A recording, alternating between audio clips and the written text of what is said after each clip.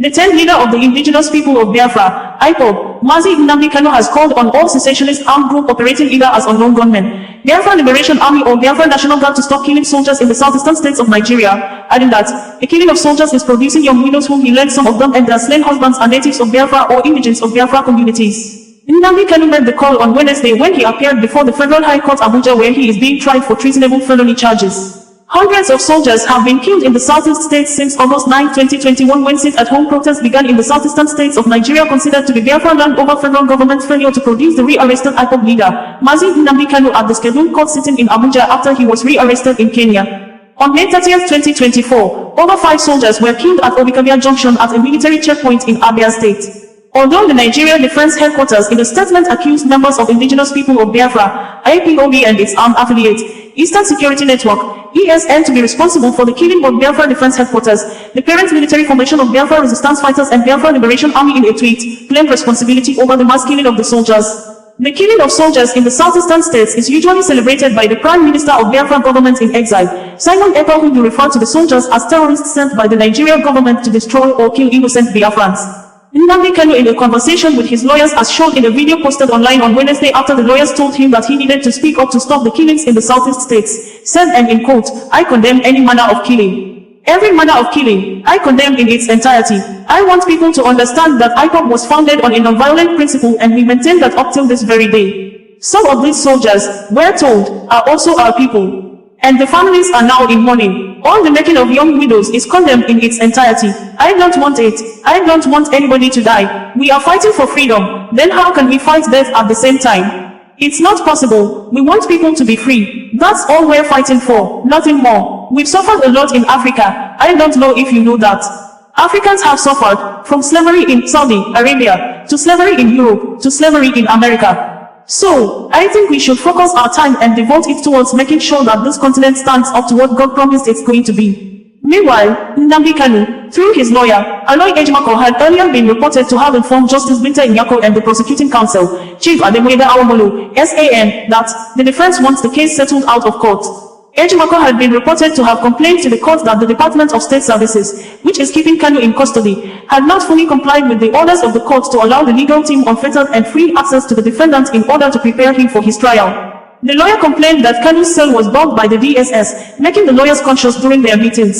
He added that this has led the legal team to resolve to initiate contempt proceedings against the Director General of the DSS for refusing to obey the court's order, which had directed the DSS to grant Kanu an on-board, safe room, space for meeting with his lawyers.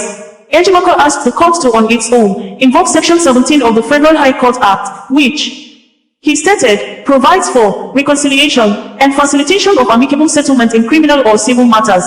He said he had previously discussed the proposition with the prosecution counsel and who had told him the proper time for such an issue had not come. In a recent statement, Barrister Aloy Ejimako, special counsel for the leader of the indigenous people of Biafra, IPOB, Nnamdi Kanu, clarified that it was the Federal High Court in Abuja that directed the Nigerian government and the IPOB leader to pursue reconciliation.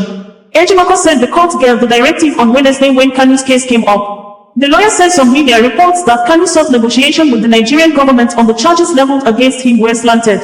According to him, it was the court that invoked its powers under Section 17 of the Federal High Court Act and issued the directive. Ejimako said, today, invoking its powers under Section 17 of the Federal High Court, Justice Binta Nyako directed the Attorney General of the Federation and Mazi Nnamdi Kanu to explore the prospects of reconciliation or political solution in the ongoing trial of Nnamdi Kanu.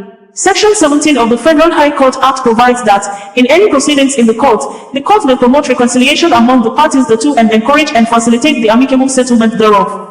Responding, the private prosecutor representing the federal government, Ademoyeda Awomolu, SAN, told the court that he has no objection to political settlement or solution of the case, but Kanu's lawyers should discuss it directly with the Attorney General. In the same vein, Kanu's lead counsel Aloy Ejimako expressed no objection to political settlement. Kanu had filed an application before the court seeking to move Form 49, and a second application which objected to the court's jurisdiction to try him. Kanu is facing trial on terrorism charges leveled against by former President Muhammadu Buhari administration over his call and agitation for a sovereign state of Biafra. The case was adjourned to September 24th for further hearing. Told them, yeah, you've done that so many times. There'll be no security when I'm out of this place. Don't they know that? No insecurity whatsoever. Well, I condemn any manner of killing. Every manner of killing I condemn in its entirety. I want people to understand that. Because IPOB was founded on a non-violent principle. And we maintain that up until this very day. And everything, of course. And some of these soldiers, we are told, are also our people. Is that correct? Yes. And the family is now in mourning. Yes. So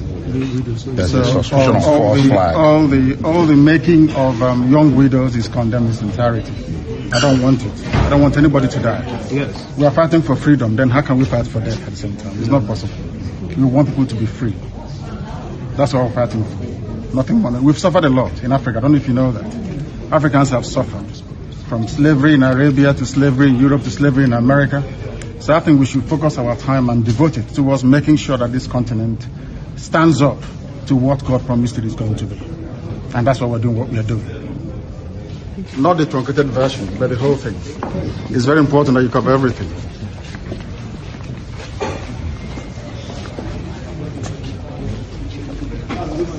Osazuwa on bringing you the news in a more digital way.